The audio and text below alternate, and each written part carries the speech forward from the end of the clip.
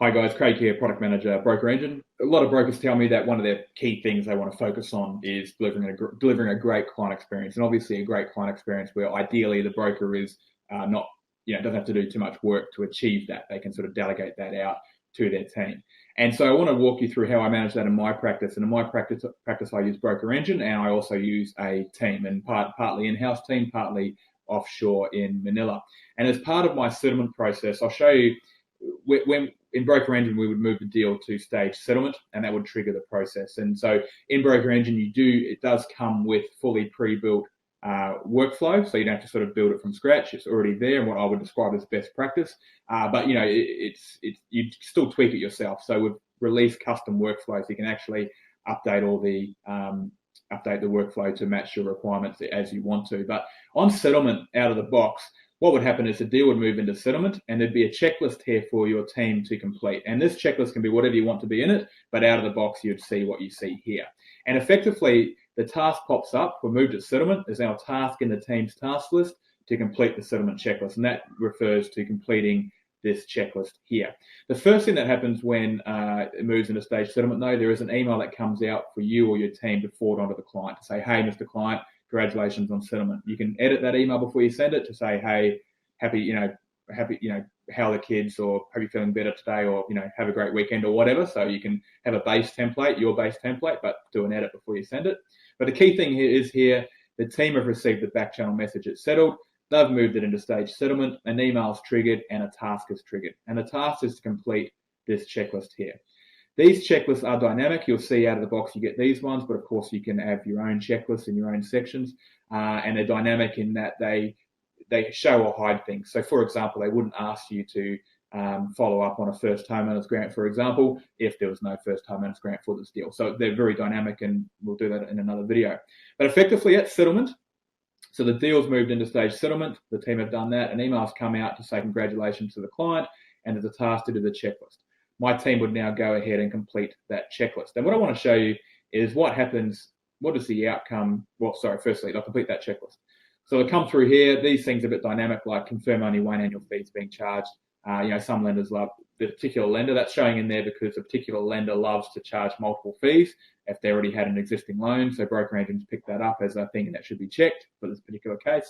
Update date of birth, because I get an email every week with my dates of birth for the next 7 days, so I can wish them happy birthday. The team would update CoreLogic Property Monitor, and there's actually a little you can put little videos here and things like that, so the team can follow the video if they're a new team member. Issue settlement gift if that's something on your settlement list. And the main thing though here on the settlement checklist is to actually update the funding position in settlement checklist mode.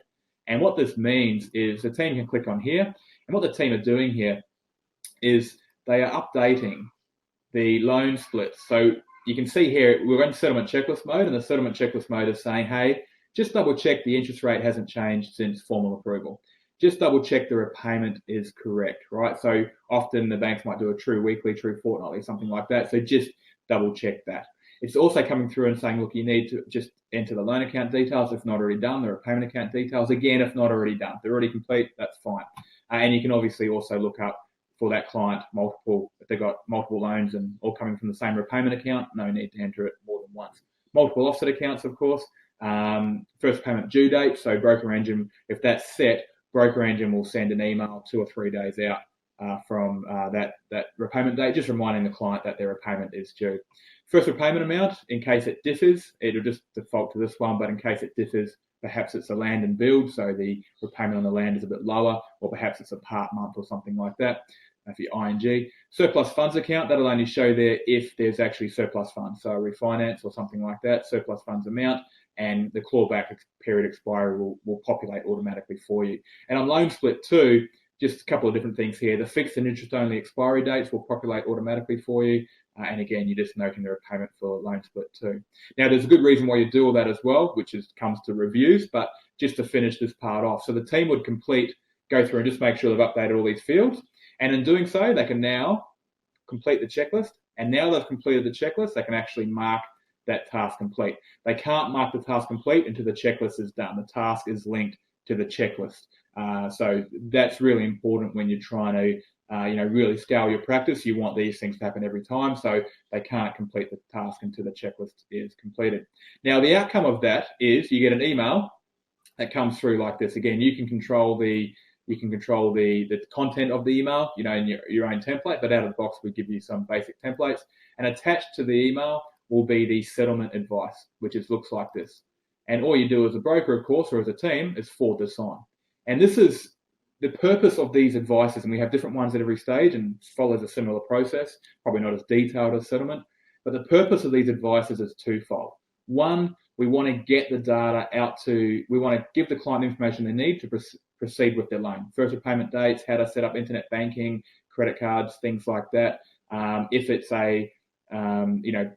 their loan account numbers, when their first repayment's due. And the purpose of that is, 8 years ago, I'd have clients emailing me saying, when's my first repayment due? Or how do I set up internet banking? And I'd go, well, I probably should have told you that. And those calls and inquiries clog up my phone, clog up my email which should be clogged up probably for more important things. I should have already told the client this information. 10 years ago, I would just say, hey, congratulations, it's settled. Can I have a testimonial? 5 years ago, it was an email. I'd fill out a little email template manually and send it to the client.